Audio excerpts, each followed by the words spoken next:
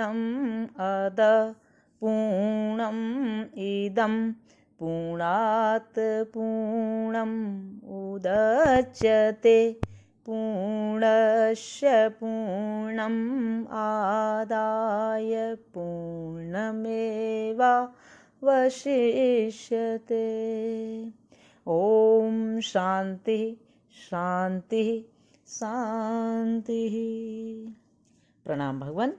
आत्मदर्शी बाबा नगीना साहब जी द्वारा रचित अद्भुत ग्रंथ वेदांत वचन भगवान ज्ञान कांड का और 9वां अध्याय चल रहा है और आज एपिसोड होगा भगवान 62। तो अब यहाँ आगे से प्रारंभ करते हैं। जब ज्ञात हुआ कि मनोवृत्तियों में वह उनका देखने वाला है, जब ज्ञात हुआ कि मनोवृत्तियों में वह उनका देखने वाला है और उसी तरह निश्चय होता है जैसे कि आँख भी दर्पण में दिखाई देती है, इसलिए उन्होंने जिन वृत्तियों की छांट की और जिनमें परमात्मा को देखा उनको यहाँ भी भाषाविदों के लिए उद्धृत करते हैं। वे ये हैं संज्ञान, अज्ञान, विज्ञान, प्रज्ञान, मेधा, दृष्टि, धृति, मति, मनीषा, ज्योति, स्मृति, संकल्प, ऋतु, रसु, काम, बस, अहंकार, अविद्या इति। संज्ञान नाम पूर्ण जानकारी का है जो प्रत्येक जीव की होती है। अब जो 18 दी थी उनको समझा रहे हैं यहाँ पर। संज्ञान नाम पूर्ण जानकारी का है जो प्रत्येक जीव को होती है, प्रत्येक जीव को होती है। और यह एक अंतःकरण की वृत्ति है। जब यह खुलती है तो इसके कारण जीती जागती जान या जीव इसी आत्मा का नाम होता है, क्योंकि सब में जो जानकारी रखता है वही जीव कहलाता है। वनस्पति में यह वृत्ति नहीं होती, पशुओं में पाई जाती है। अब अज्ञान को बता रहे हैं भगवान। अज्ञान नाम उस पूर्ण बुद्धिमता का है जिस बुद्धि से यह सब संसार बनता और दैवी काम होते हैं। यह भी एक अंतःकरण की वृत्ति है और यही आत्मा इस वृत्ति के कारण ईश्वर कहलाता है। विज्ञान नाम उस बुद्धि का है जो शिक्षा से बोध के रूप में प्राप्त होती है, यानी समझ के रूप में, और जिसके कारण लोग विद्वान, श्रेष्ठ, विचारवान व तत्ववेता कहलाते हैं। यह भी एक अंतःकरण की वृत्ति है जिसके गुण से यही आत्मा तत्ववेता कहलाता है। यही आत्मा इस वृत्ति के कारण ईश्वर कहलाता है और यही जिसके गुण से यही आत्मा तत्ववेता कहलाता है। प्रज्ञान नाम प्रतिभा या स्फूर्ति का है। विज्ञान तो युक्ति क्रम से परिणाम निकालता है और यह प्रज्ञान एक प्रकार की अंतःकरण की वृत्ति है जो कि बिना युक्ति क्रम के तत्काल शुद्ध परिणाम पा जाती है।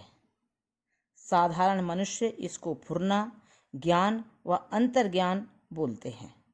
यह वृत्ति उन ऋषियों मुनियों को होती है जो आरंभ में वेद को प्रसार देने के लिए उत्पन्न होते हैं, और यही आत्मा प्रज्ञान के कारण वेद के चलाने वाला ईश्वर कहलाता है।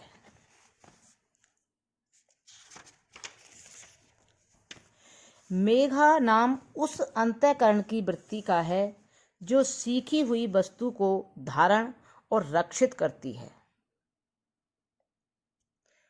और दृष्टि उस वृत्ति का नाम है जो ज्ञानेंद्रियों के द्वारा होने वाले अनुभवों को जांच पड़ताल करती है। धृति नाम धारण का है।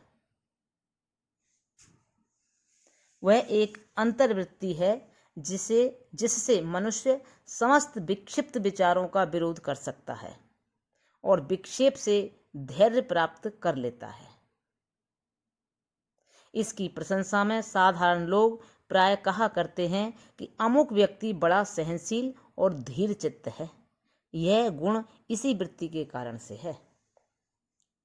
मति नाम उसका है जो विचार का काम करती है। मनीषा स्वतंत्र वृत्ति का नाम है। जूती वह वृत्ति है जो शरीर के रोगों और कष्टों को आत्मा में भ्रांति देती है। स्मृति स्मरण करने को कहते हैं और जो वस्तु कभी देखी सुनी हो उसका स्मरण दिलाती है। संकल्प वह वृत्ति है जो श्वेत या श्याम हर प्रकार की देखी हुई वस्तु को ज्यों का त्यों उपस्थित करके उसी की आकृति पर भीतर दिखाई देती है। ऋतु नाम निश्चय का है जो एक ऐसी बात पर पक्का होता है कि उसके सिवा जो उस बात के विरुद्ध हो नहीं मानता। रसु नाम प्राण का है जिसके कारण जीवन का व्यवहार होता है। काम नाम उस वृत्ति का है जो वस्तु विद्यमान तो न हो किंतु उसी की ओर ध्यान और इच्छा कराती है। इसी को तृष्णा भी बोलते हैं। बस नाम उस अंतर्वृत्ति का है जो स्त्री की लगन लगाती है। अहंकार नाम एक अंतर्वृत्ति का है जो शरीर में अहम भाव का संबंध या आत्मा में अहंता का निश्चय कराती है। जब यह शरीर में अहंता का निश्चय कराती है तो इसे मलिन अहंकार कहा करते हैं, क्योंकि अविद्या और स्वाभाविक मोह से यह ऐसा करती है। और जब यह विवेक के बाद आत्मा में अहम भाव का निश्चय दिलाती है और शरीर में अनात्मा का निश्चय कराती है तो इसे शुद्ध अहंकार बोलते हैं। और ज्ञान के कारण मलिन अहंकार शुद्ध अहंकार में बदल जाता है। इसी शुद्ध अहंकार रूप वृत्ति पर प्रसाद और मुक्ति निर्भर है। अविद्या नाम मूढ़ता का है। वह दो प्रकार की है, या तूल अविद्या या मूल अविद्या। संसार की वस्तुएं यह जब नहीं समझता तो तूल अविद्या कहलाती है। संसार की वस्तुएं जब नहीं समझता तो तूल अविद्या कहलाती है। और जो आत्मा को नहीं जानने देती वही मूल अविद्या है। तूला विद्या तो संसारी विद्या के पढ़ने से दूर होती है और मूला विद्या आत्मा के विवेक और ज्ञान से दूर होती है। घन सुषुप्ति में तूल और मूल दोनों अविद्या स्वाभाविक होती हैं। वनस्पति और खनिज वर्ग में भी ये दोनों अविद्या अधिक हैं। इसलिए न तो वे पहचानते हैं न अपने आप को जानते हैं। इसी कारण से सर्वसाधारण उनको जड़ बोलते हैं, किंतु जब संज्ञान वृत्ति स्वाभाविक खुलती है उसी को चेतन बोलते हैं। घन सुषुप्ति में तूल और मूल दोनों अविद्या स्वाभाविक होती हैं। वनस्पति और खनिज वर्ग में भी ये दोनों अविद्या अधिक हैं। इसलिए न तो वे पहचानते हैं न अपने आप को जानते हैं। इसी कारण से सर्वसाधारण उनको जड़ बोलते हैं, किंतु जब संज्ञान वृत्ति स्वाभाविक खुलती है उसी को चेतन बोलते हैं। हे भाइयों, इन ब्राह्मणों ने ये सब वृत्तियां प्राणात्मा का जानकर ऐसा पता लगाया कि ये सब वास्तव में प्राणात्मा हैं। अच्छा, जिस प्रकार नदी मौज मारती हुई बुलबुला, भंवर और फैन होती है, वैसे ही यह प्राणात्मा भी तरंगित होता इन वृत्तियों के आकार का होता है और स्वयं कुछ सत्ता नहीं रखता, वरन छाया के समान आत्मा में केंद्रित है। यही वृत्तियां जो रूप और नाम रखती हैं उन्हीं रूप और नामों में आत्मा भी दिखाई देता है। इसलिए अनजान को उसका भेद करना कठिन सा हो जाता है। वरन सब की सब क्या संज्ञान, क्या अज्ञान, क्या विज्ञान, क्या प्रज्ञान, क्या मेघा, क्या दृष्टि, क्या मति, क्या मनीषा, क्या ज्योति, क्या स्मृति, क्या संकल्प, क्या ऋतु, क्या काम, क्या रसु, क्या वश, क्या अहंकार, क्या अविद्या, क्या,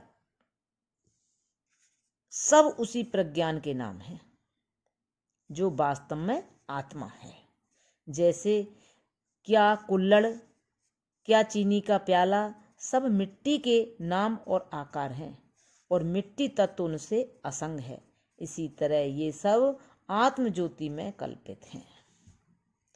जब संज्ञान वृत्ति उसमें कल्पित होती है तो उसी को जीव कहते हैं। जब अज्ञान वृत्ति उसमें कल्पित होती है तो उसी को ईश्वर कहते हैं।